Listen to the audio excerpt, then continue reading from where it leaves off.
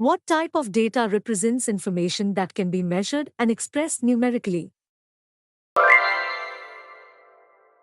What term refers to the process of analyzing large and complex datasets to reveal patterns and trends?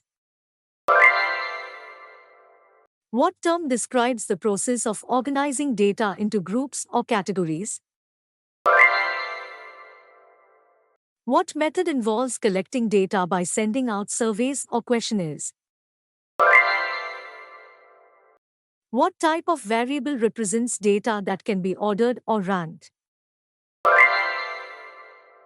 What type of data consists of information that can be expressed as yes or no? What term refers to the process of detecting and analyzing patterns in large datasets? What is the process of transforming raw data into a visual representation? What method involves collecting data by observing subjects without their knowledge? What type of variable represents data that can only take on specific values?